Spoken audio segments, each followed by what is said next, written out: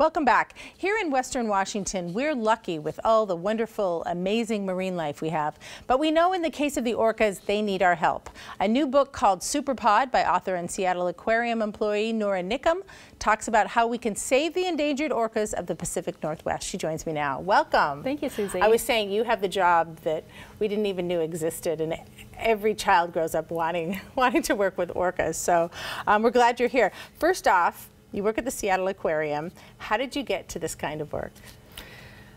I grew up in the Pacific Northwest on Bainbridge Island and spending a lot of time on shorelines in the area, exploring tide pools, watching for wildlife, spending time with family and friends, hoping to spot whales from shore, and sometimes getting really lucky, and that's just really inspiring. So it's fun to be back and working on those things. Oh, even as a child. Now tell me why you're focusing attention on the southern resident. So the southern residents are our local pods. A lot of people in the area feel connected to them, like I do. We can see them even from the shores of Seattle sometimes. It's just amazing. We can see them from a city. They're also critically endangered. There are 73 remaining, and they really need our help. So that's why I'm putting a lot of emphasis on them. You just never get tired of looking at them. They're just so majestic. You say the orcas are a lot like us in some interesting ways. Share. Yeah, it turns out orcas make best friends. There's some really interesting new research about that, using drone footage to see how they relate to each other and spend time with each other from the Center for Whale Research. So they tend to be with other orcas of the same sex and age, swimming together, playing together. They also babysit.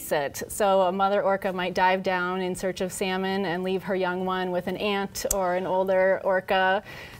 They communicate a lot, and they can recognize each other's voices, kind of like we can in the hall. If we hear someone behind us, we don't have to turn around to see who it is. We can recognize their voice. The orcas can do that too. And as you're talking about that, you're talking about a family, however a family looks for all of us, and the idea that if we feel the joy when we see them or hear them, we also feel that grief then in some respects. When they lose them. Yeah, they are a really tight-knit family. They stay with their mothers for their entire lives, and yeah, they grieve when they lose a family member. Now you're focusing on policy at Seattle Aquarium. How are you using policy to help them? So there are things we can all do to help them in our daily lives, but we really need policy change and government funding to make the big scale changes that are necessary to help them recover. So we're advocating for state and federal policy and funding to restore salmon habitat, have boats give the orcas more distance and quieter waters, and to reduce toxic pollution to help them recover. You said there's a lot that we can do, even on a lower level or non-policy level. Let's talk about that. What can I do? Yeah, so a few things. One is to reduce toxic pollution. There are a lot of things we can do to keep those chemicals out of the water. So, for example, not washing a car in the driveway where the soap and grime and chemicals would just run straight into the ocean, but instead taking it to a car wash where there's treatment. Also choosing sustainable seafood, using things like Seafood Watch as a guide so that there's enough of the kind of fish out there to support the whole ecosystem, including the orcas, and participating in habitat restoration projects like planting trees near streams to keep the waters cool for salmon will also help. Okay.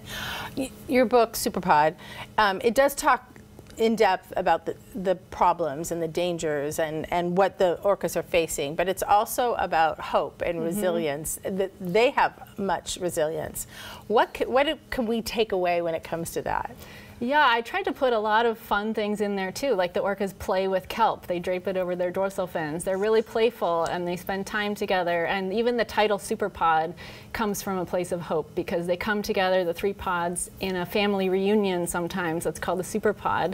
But also all the people working to help them are another kind of Superpod. And there are scientists, there are vets, artists, educators who are all highlighted in the book, who are all helping in really important ways, and everyone who takes action in their daily lives is part of that too. So that's another Superpod. If I'm working with my family, my community, I would imagine a book like this and the work you do highlights what they're going through, but also as part of the educational process. If we see them as worth saving because we're learning about them, then we're more focused on how we can help. Exactly. Yeah, it's trying to build empathy and a connection to these animals. So there are 73 of them. They all have names. They're individually distinguishable with different markings, and so we can get to know them, and that'll really motivate action. And I hope that kids reading the book will find ideas of things they could do now, but also inspiration for future careers. And in the book, as you're leafing through the book, I found that there are action items that you can take that are not hard, like you explained, and also the way it's set up in small bites of learning and education and hope. So yeah. Thank you. It was wonderful. I appreciate that.